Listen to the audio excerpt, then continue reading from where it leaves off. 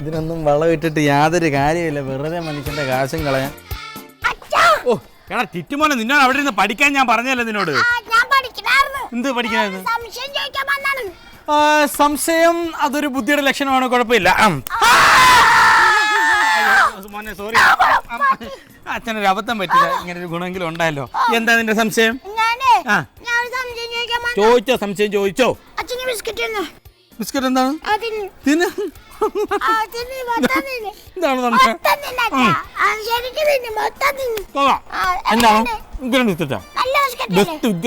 എന്നിട്ട് നമ്മുടെ പട്ടിയില്ല കൈസറിന് കൊടുത്തിട്ട് കൈസർ തുപ്പിക്കളി. പട്ടിക്ക് കൊടുത്താൽ ബാക്കി ബിസ്ക്കറ്റ് ആണോ അച്ഛനെ കൊണ്ട് തരുന്നത്? നിന്റെ ഈ കുസൃതി കൊണ്ട് ഞാൻ എനിക്ക് തലയ്ക്ക് ഭ്രാന്ത് പിടിച്ചിരിക്കുക കേട്ടോ. എടാ നീ എന്തിനാണ് ഇന്ന് രാവിലെ ആ പൂച്ചയുടെ വാലെ പിടിച്ച് വലിച്ചത്? ഞാനല്ല പൂച്ചയുടെ വാലെ പിടിച്ചു വലിച്ചത്. പിന്നെ പൂച്ചയുടെ വാലയിൽ ഞാൻ ഇങ്ങനെ പിടിച്ച് ആ പൂച്ച വലിച്ചോടി. ഞാനല്ല കേട്ടോ, നിന്നെ കൊണ്ട് ഞാൻ തോറ്റു പോകത്തുള്ളൂ കേട്ടോ. എടാ നമ്മളൊക്കെ ജനിച്ചത് മറ്റുള്ളവരെ സഹായിക്കാൻ, നമ്മളെ സഹായിക്കാൻ. എടാ നമ്മൾ എപ്പോഴും എളിമയുള്ളവരായിരിക്കണം. നമ്മൾ എന്ത് ചെയ്യുമ്പോഴും താഴെന്ന്, അടിത്തട്ടിൽ നിന്ന് വേണം നമ്മൾ എന്ത് ചെയ്ത് തുടങ്ങാൻ. അടിത്തട്ടിൽ വേണം തുടങ്ങാൻ. കിണർ മോൾ നീ പോയിരുന്നു പഠിച്ച പോ. അച്ഛനോടാണോ പന്തയം വെക്കുന്നത്? പോയിരുന്നു പഠിക്കണ. എന്താ നമ്മുടെ സാരിയില്ലേ, നമ്മുടെ സാരി എന്റെ കൂടെ നിന്റെ കൂടെ പഠിക്കുന്ന സാരി അച്ഛനല്ലേ പട്ടാളത്തിലുള്ള സാരിയുടെ അച്ഛന് എന്നെ ധൈര്യം. പിന്നെ പട്ടാളത്തിലുള്ള സാരിയുടെ അച്ഛന് ധൈര്യം നിനക്കെങ്ങനെ അറിയാം? ഒരാളുടെ കാല് വെട്ടിക്കൊണ്ടുവന്നേക്കണ. ചേട്ടാ ഒരാളുടെ കാല് വെട്ടിക്കൊണ്ട് അത്ര വലിയ ധൈര്യശാലിയാണ് പുള്ളിക്കാരന്റെ തല വെട്ടിക്കൊണ്ട് വരാൻ മേലായിരുന്നു ഇയാൾക്ക്. എന്താ ആ സാരിയുടെ അച്ഛൻ പോയ സമയത്ത് വേറെ ആരും തല വെട്ടിക്കൊണ്ടുപോയി, പിന്നെ കാലില്ലാതെ പിന്നെ തല വെട്ടിക്കൊണ്ടു ചെയ്യുന്ന പറ. നീ വരുന്ന പഠിക്ക് പോ. അച്ഛാ പിന്നെ ഉണ്ടല്ലോ അച്ഛാ, പിന്നെ നമ്മൾ ചെയ്യാത്ത തെറ്റിനെ ശിക്ഷിക്കാൻ പറ്റില്ല. എടാ ചെയ്യാത്ത തെറ്റിന് ഒരിക്കലും ആരെ ശിക്ഷിക്കാൻ നമുക്ക് പാടില്ല. ശിക്ഷിക്കാൻ പാടില്ല. എന്തേ? ഉറപ്പായിട്ട് ശിക്ഷിക്കാം. ഉറപ്പാണ്. എന്താ? ഉറപ്പ്. അങ്ങനെയാണെങ്കിൽ ഒരു കാര്യം ചെയ്യും, നമ്മുടെ കണക്ക് ഭാഷയിൽ എന്നെ പഠിപ്പിക്കാൻ കണക്ക് ഭാഷയിൽ ആ കണക്ക് ഭാഷനോട് അച്ഛനോട് സംസാരിക്കണം. എന്താ കാര്യം? എന്തേ? ഞാൻ ഹോംവർക്ക് ചെയ്തിട്ടില്ല. ഓ എടാ നിന്ന് ഹോംവർക്ക്, എടാ നിന്ന് പ്രസംഗിക്കാൻ പോയി ഹോംവർക്ക് ചെയ്തോ ചെല്ല്. ഞാൻ ചെയ്യേണ്ട ആവശ്യമില്ല അച്ഛാ. എന്താ? നമ്മളെ കണക്ക് ഭാഷയില്ലേ, കണക്ക് ഭാഷയിൽ ഇന്നലെ തുമ്മലായിരുന്നു. അതിന് അപ്പൊ ഇന്ന് പനി പിടിച്ച് കിടക്കുമായിരിക്കും, പിന്നെ ഹോംവർക്ക് ചെയ്യണം. ഓ അത് ശരി, നിന്റെയൊക്കെ ഒരു കാഞ്ഞ ബുദ്ധി. നിന്നെ പോലെ കുറച്ച് ഉണ്ടല്ലോ, മതിയല്ലോ അത് ധാരാളം. അച്ഛാ ഞാൻ വേറെ ഒറ്റ കീറി കയറിയുണ്ടല്ലോ പന്തയം വെക്കാൻ. എന്താണ് ഇത്? എടാ നിന്നോട് ഞാൻ ക്രിക്കറ്റിനെ കുറിച്ച് ഒരു എസ്സേ എഴുതാൻ പറഞ്ഞിട്ട് നീ എഴുതിയോ? കാണിച്ചു നോക്കട്ടെ. ക്രിക്കറ്റ് നിനക്ക് ഇഷ്ടമുള്ളതായോണ്ട് പിന്നെ നീ കുത്തിരുന്ന് എഴുതിക്കോളൂല്ലോ. ഇതെന്താണ് ഇത്? ഇന്നത്തെ രണ്ടുപേരെ ഉണ്ടല്ലോ. മഴ കാരണം കളി മുടങ്ങി. എന്റെ മോൻ തന്നെയാടാ. നിനക്ക് ഇതുപോലത്തെ ഒരു കുരുട്ട് ബുദ്ധി ഉണ്ടെന്ന് ഞാൻ വിചാരിച്ചില്ല കേട്ടാ. എന്താണ്? ഒരു ആപ്പിൾ കഴിക്കൂ ഡോക്ടർ ഒഴിവാക്കും പറയുന്നത് ശരിയാണ് അച്ഛാ? വളരെ കറക്റ്റ്. ഡോക്ടേഴ്സ് തന്നെ പറയുന്ന കാര്യമല്ല. ഒരു ആപ്പിൾ കഴിക്കൂ ഡോക്ടർമാരെ ഒഴിവാക്കും. കറക്റ്റ് അല്ലേ ഇത്? ഇപ്പൊ എന്താണ് ആപ്പിൾ നിനക്ക്? ഞാൻ അപ്പുറത്തെ വീട്ടിലെ മറ്റേ സുമാരൻ ഡോക്ടറില്ലേ, ആ ഡോക്ടറുടെ ക്രിക്കറ്റ് കളിച്ചിരുന്നപ്പോ അവരെ ചില്ല അലമാരുടെ മറ്റേ ജനലിന്റെ ചില്ലിടം പൊട്ടിപ്പോയി. അപ്പൊ പിന്നെ ആപ്പിൾ കഴിച്ചു കഴിഞ്ഞാൽ പിന്നെ അവരെ ചോദിക്കാൻ പറ്റുള്ളൂ. ചേട്ടാ അവരിഞ്ഞ് പറയുന്ന ചീത്ത മുഴുവൻ ഞാൻ കേൾക്കണം. നീ എന്നെ അച്ഛന്റെ വെയിറ്റ് മുഴുവൻ കളഞ്ഞിട്ട് നീ അടങ്ങുള്ളല്ലേ? നിന്നെയൊക്കെ ഇത് ചെയ്യുമെന്ന് പറ. അച്ഛാ പിന്നെ അച്ഛന് ഇത്രയും നല്ല അച്ഛന് ഞാൻ വർത്തമാനം പറയുന്നില്ല, അച്ഛന് വേറൊരു പന്തയം. നീ കൊറേ നേരം അച്ഛൻ പന്തയം വെച്ചാലും ഒരു പന്തയം വെച്ചാൽ എന്താ ഇത്ര വലിയ പന്തയം? അച്ഛന് കണ്ണടച്ച് ഒപ്പിടാൻ പറ്റുമോ? കണ്ണടച്ചിട്ട് ഒപ്പിടാൻ പറ്റുമോ? അത് നിസ്സാര കാര്യമല്ലോ, ഞാൻ ഒപ്പിട്ട് തരാലോ. ഇവിടെ ഒപ്പിട്ട പേനതാ പേപ്പർ എടുത്തോണേ. പേപ്പർ കണ്ണടച്ച് പേപ്പർ എവിടെ വെച്ചോ? ഇവിടെ അല്ലേ?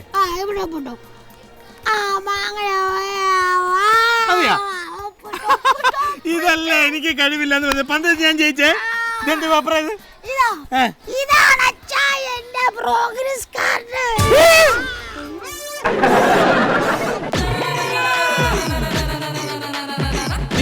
जुगलबंदी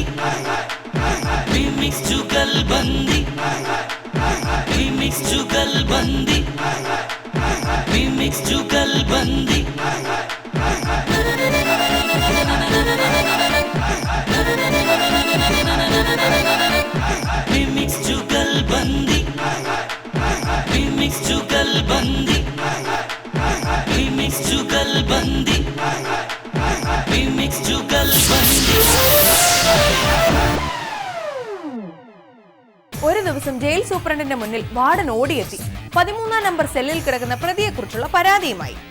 ആ എടി ഞാൻ വരാടി, ഈ ജയിലിലുള്ള പ്രതികളെയൊക്കെ ഇടിച്ചു കഴിഞ്ഞാൽ എനിക്ക് വീട്ടോട് വരാൻ പറ്റുള്ളൂ മനസ്സമാധാനമായിട്ട്. ശരി 8 മണിയൊക്കെ ആകുമ്പോൾ എത്താം. വെക്ക്. ഇവള്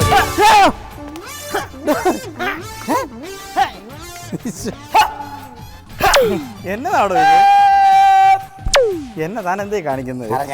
കബഡി കളിന്നല്ലേ പോലീസ് പോലീസ് ഒരു സല്യൂട്ട് അടിച്ച. എന്താ സംഭവം എന്താ പറ സാറേ. നമ്മുടെ മറ്റേ 13-ാം നമ്പറിൽ കിടക്കുന്ന സെല്ലിൽ കിടക്കുന്ന മറ്റേ സത്യനാഥൻ, എനിക്കറിയാം, മറ്റേ വിഗ്രഹമോഷ്ടാവ്. പേര് സത്യനാഥൻ, ജോലി വിഗ്രഹമോഷ്ടാവ്. അവനെന്താ പറ്റിയെന്താ? അയാളുണ്ടല്ലോ സാറേ, അയാൾ ഭക്ഷണം കഴിക്കുന്നത്. ഇവിടെ ഭക്ഷണം കഴിക്കാന്നില്ല എന്ന് പറഞ്ഞ വലിയ സംഭവമൊന്നും അല്ല. അവനൊക്കെ ഭക്ഷണം കഴിച്ചില്ലെങ്കിലും വലിയ പ്രശ്നവുമില്ല. അവനൊക്കെ എന്തെങ്കിലുമൊക്കെ ചെയ്യണം. ഭക്ഷണം കഴിക്കുന്നതെന്ന് പറയുമ്പോൾ പിന്നെ എടോ, അയാൾ തന്റെ ആരെങ്കിലും ആണോ? എന്റെ ആരും എന്റെ ആരുമല്ല. എന്റെ ആരും നമ്മളത് മൈൻഡ് ചെയ്യേണ്ട കാര്യമില്ല. അവൻ ഭക്ഷണം കഴിച്ചാലും കഴിച്ചില്ലെങ്കിലും എനിക്ക് ശമ്പളം കിട്ടും, തനിക്ക് ലീവും കിട്ടും, കുഴപ്പമൊന്നുമില്ലല്ലോ. അവനൊക്കെ എന്ത് വെള്ളം ചേട്ടാ, യാതൊരു കുഴപ്പമില്ല. നമ്മുടെ പാവം വാർഡൻ എന്നും ഇതേ പരാതിയുമായി സൂപ്രണ്ടിന്റെ മുമ്പിൽ ഓടിയെത്തും.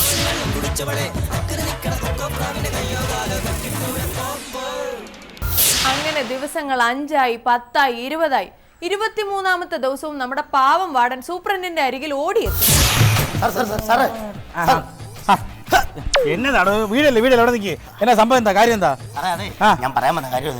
13-ാം നമ്പർ സെല്ലിൽ കിടന്ന മറ്റേ സത്യവാരം, മറ്റേ ഭക്ഷണം കഴിക്കാതെ കിടന്നവനല്ലേ വിഗ്രഹമോഷണ പ്രതി. എനിക്ക് മനസ്സിലായ സംഭവങ്ങളൊക്കെ. അയാൾ ഇപ്പൊ ഭക്ഷണം കഴിച്ചു തുടങ്ങിയത് പറയാൻ വന്നല്ലേ താൻ? ഇവിടെ വരുന്ന പ്രതികൾ എല്ലാവരും ഇങ്ങനെയൊക്കെ തന്നെ. ആദ്യം ഞാൻ ഭക്ഷണം കഴിക്കില്ല, ഞാൻ പട്ടിണി കിടന്നുകളെന്നൊക്കെ പറഞ്ഞ് പലതും പറയും. അവസാനം ഇവനൊക്കെ ഭക്ഷണം കഴിച്ച് അടങ്ങുള്ളൂ. എനിക്കറിയാം, താനത് പറയാൻ വേണ്ടി വന്നതല്ലേ? അതല്ല, പിന്നെ ഈ 13-ാം നമ്പർ സെല്ലിലേക്ക് 10 രൂപ ദിവസം അല്ല ഭക്ഷണം കഴിച്ചിട്ട് ഞാനൊരു കുറച്ച് ഭക്ഷണമായിട്ട് കഞ്ഞിമാരുമായിട്ട് ഞങ്ങളോട് ചെന്ന് കഴിയുമ്പോഴത്തേനും സെല്ല് കൂട്ടിയിട്ട് അതിനകത്ത് ആളില്ല. അവരോട് പോയി. അവനില്ല അവിടെ. അവരോട് പോയി. സാറല്ല പറഞ്ഞ അവൻ എപ്പോഴാണ് കഴിച്ചോളൂ എന്ന് പറഞ്ഞിട്ട് ഞാൻ ഒരു കാര്യം ആരും ഭക്ഷണം കൊടുക്കാനോട് ചെന്നില്ല. അവിടെ പട്ടിണി കിടന്ന് മേലിഞ്ഞ് പട്ടിണി കിടന്നല്ലോ. മേലിഞ്ഞ്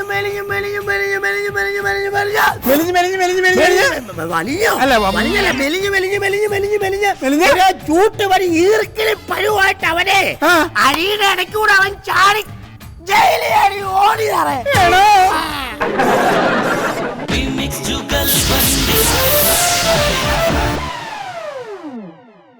പ്രിയമുള്ളവരെ, സ്വാഗതം ചെയ്യാണ് ടങ് ടീച്ചർ എന്ന പ്രോഗ്രാമിലേക്ക് നിങ്ങളെവരെയും ഞങ്ങൾ സഹർഷം സ്വാഗതം ചെയ്യാണ്. ഞാനൊരു വാചകം പറയുമ്പോൾ വളരെ കൃത്യമായി സ്പഷ്ടമായി നിങ്ങൾക്കത് 10 പ്രാവശ്യം പറയാൻ സാധിക്കുകയാണെങ്കിൽ നിങ്ങൾക്കൊരു സുവർണ്ണ സമ്മാനം ലഭ്യമാണിതാ. നിങ്ങൾക്ക് ഏവർക്കും കടന്നു വരാം. ഈ ഒരു സുവർണ്ണ അവസരം പാഴാക്കാതെ നിങ്ങൾ കടന്നു വരൂ. സുഹൃത്തേതാ ക്യാമറമാനെ, നീ പറഞ്ഞിട്ടുണ്ടോ ഓർമ്മയുണ്ടല്ലോ?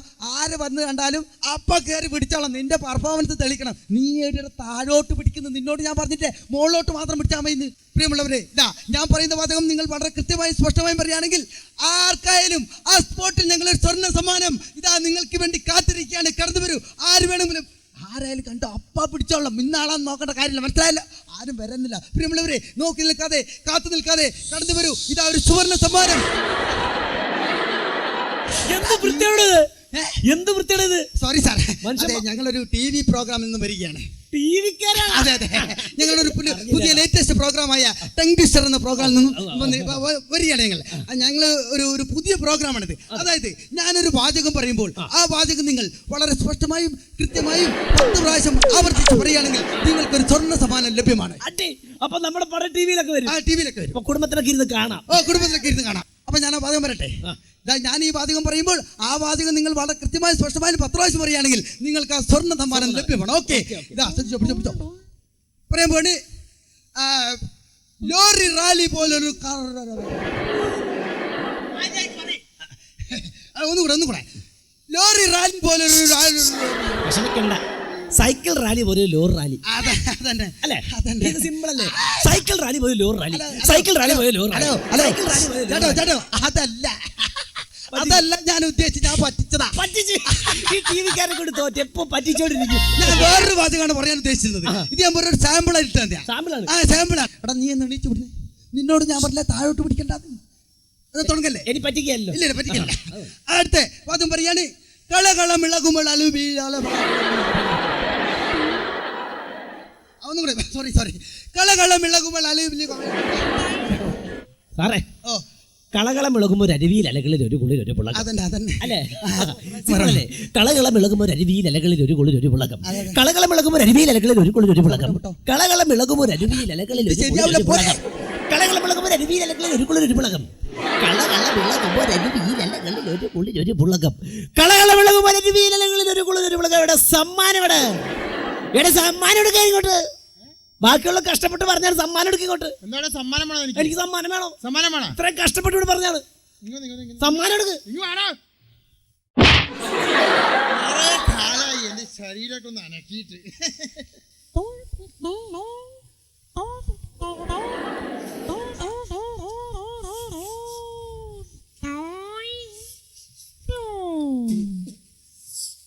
ചിക്കൻ ബിരിയാണി കഴിച്ചിട്ടില്ലേ? അത് മനസ്സിലായി മോനെ. അല്ല നിങ്ങൾ എവിടെയായിരുന്നു? ഞാൻ കണ്ണൂരാ. കണ്ണൂരാ? അതെ അതെ. കണ്ണൂർ അവിടെ ഒരു പള്ളിയില്ലേ? കണ്ണൂർ പള്ളി ഉണ്ടല്ലോ. പള്ളിന്റെ സൈഡിൽ ഒരു ഭണ്ണാര, കുറച്ചപ്പുറം ഒരു അമ്പലം, അമ്പലത്തിന് മുമ്പിൽ ഗോപുരൊക്കെ ആയിട്ട്. കണ്ണൂര് നല്ല പരിചയമാണല്ലേ? അതിന് വലിയ പരിചയമൊന്നും വേണ്ടല്ലോ. കേരളത്തിൽ എത്ര ജില്ലയുണ്ട്? എല്ലാ സ്ഥലത്തും അമ്പലവും പള്ളിയൊക്കെ ഉള്ളതല്ലേ.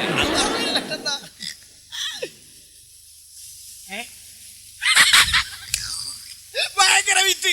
കാല് കംപ്ലീറ്റ് ചാണകത്തിൽ കൊണ്ട് കുത്തിയില്ല മോനെ. ചാണകത്തിൽ കുത്തിയാലോ? ഇതാണ് ഷൂ. ഷൂ ഷൂ എന്ന് പറയും. അതിനെങ്ങനെ വലിയ വിലയാകുവോ ഇതിനോ? ഈ ഷൂ ഉണ്ടല്ലോ, വുഡ്ലാൻഡിന്റെ ഷൂ. വുഡ്ലാൻഡിന്റെ. അപ്പൊ സ്വന്തമായിട്ടൊന്നുമില്ല. വുഡ്ലാൻഡ് വലിയൊരു കമ്പനിയാണ്, ഇന്റർനാഷണൽ കമ്പനി. അത് ഞാൻ കേട്ടിട്ടല്ലോ. ഇതിനെത്ര വില പറയുന്നറിയോ? 1750 രൂപ വരും ഈ സാധനത്തിന്. ഒറ്റൊന്നുണ്ടല്ലേ? ഇതണ്ട ഈ സാധനം കണ്ട? ഈ സാധനം കുഴപ്പമില്ലല്ലേ? തിരക്കടില്ല. കുറച്ച് ലൂസാണോ സംഭവം നല്ല ഫിറ്റ് അല്ലേ? അതെയാ? എത്ര കൊടുത്തതിന്? കൊടുത്താളോട് ചോദിക്കണ്ടേ? കൊടുത്താളോട് ചോദിക്കണ്ടേ? ഇവിടുന്ന് എടുത്തത് ഇത് ഏറ്റവും ജനകോട്ടികളുടെ വിശ്വസ്ത സ്ഥാപനം. ഗോൾഡ് എടുക്കാനുള്ള ഷൂ എടുക്കാനുള്ള. അതെ, എല്ലാരും ഷൂ പുറത്തേക്ക് വെച്ചിട്ട് ഗോൾഡ് എടുക്കാൻ പോകുന്നത് ഞാനത് എടുത്ത് ഇട്ടിട്ട് പുറത്തേക്ക് ഇടുന്നു. അത്രേ ഉള്ളൂ. അമ്മാതിരി അഹങ്കാരം നിനക്കില്ല കേട്ടാ. ഇത് കുഴപ്പമില്ലല്ലേ? നല്ല ഷർട്ടല്ല ഇതോ? ഇവിടെ ഈ സാധനം ഉണ്ടല്ലോ, വിവാൽഡിന്റെ ഷർട്ട്. വിവാൽഡി അതും സ്വന്തമായിട്ടില്ല. വിവാൽഡി എന്ന് പറഞ്ഞ ഇന്റർനാഷണൽ കമ്പനിയാണ്. കേട്ടിട്ടില്ലല്ലോ. ഇതിന് വില എത്ര അറിയോ? 850 രൂപ വരും മാർക്കറ്റിൽ. 850 രൂപ ഒരു ഷർട്ടിനാ?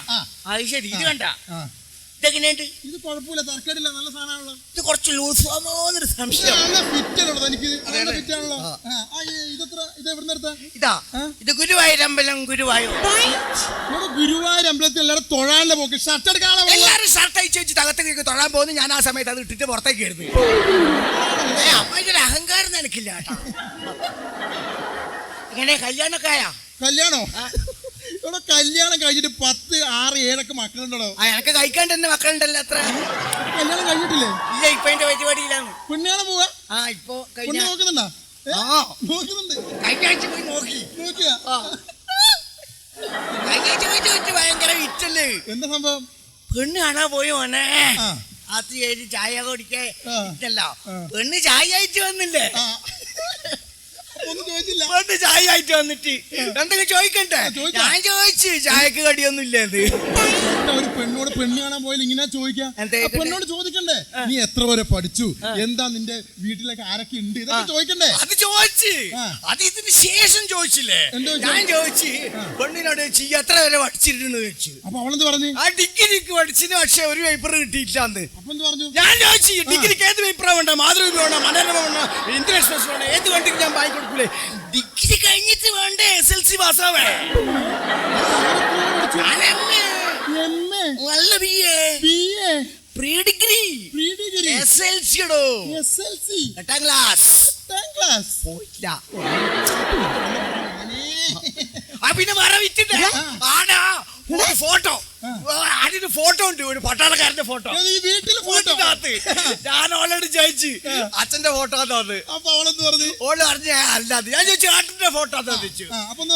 ഏട്ടന്റെ അല്ല, അമ്മാമന്റെ ആയിരിക്കും. അതുമല്ല, സുഭാഷ് ചന്ദ്രബോസ്. 3 ആളെ ഫോട്ടോ ഒറ്റക്ക് തൂക്കിട്ട് വേണേ. നീ ആരോടെ ഈ വർത്താനം പറയുന്നത്? എടാ, കണ്ണൂരിലെ ഫേമസ് ഗുണ്ടയാണ്. ഗുണ്ടയല്ലടാ, ഗുണ്ട.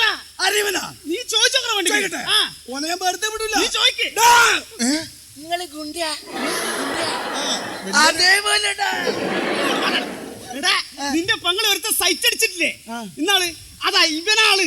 ആരിവനാ എന്റെ പെങ്ങളെ സൈറ്റ് അടിക്കാനാ? ഇവനാണ് ചോദിക്ക്.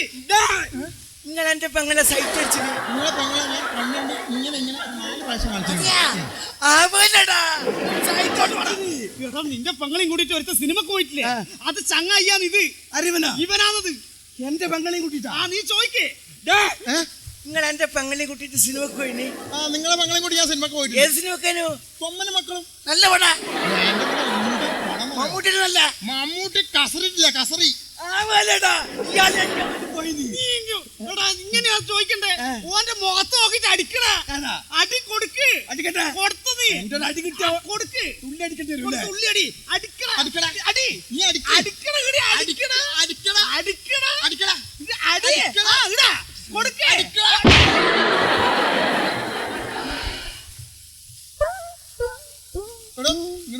ഇങ്ങനെ വന്നേ. ഇങ്ങനെ വേണം.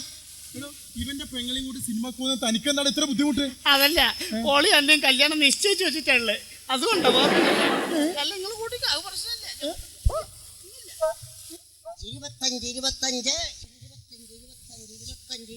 25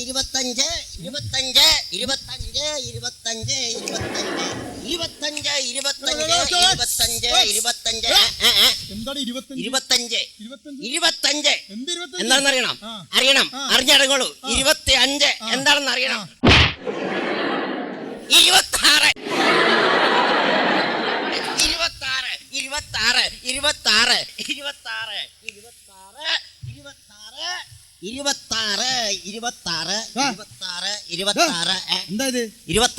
വളരെ ഡീസന്റ് എന്താടോ എന്താ സംഭവം?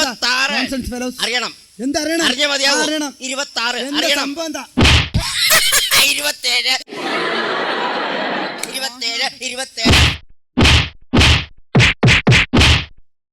അല്ല പിന്നെ 99 100.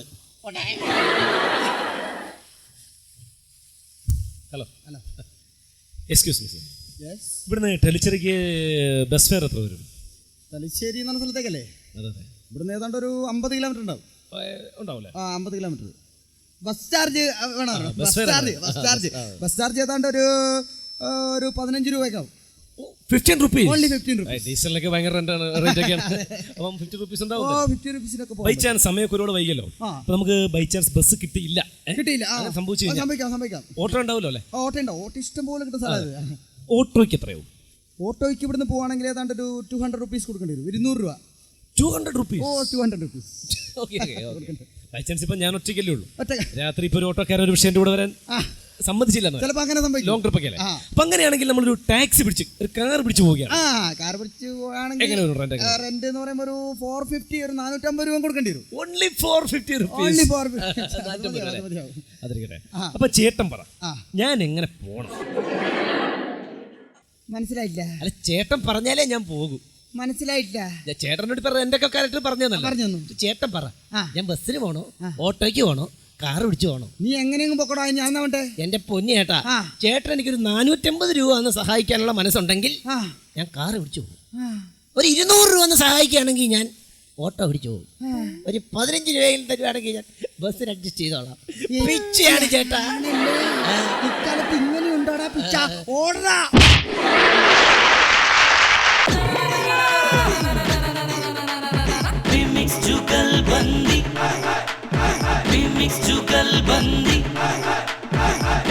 जुगलबंदी जुगलबंदी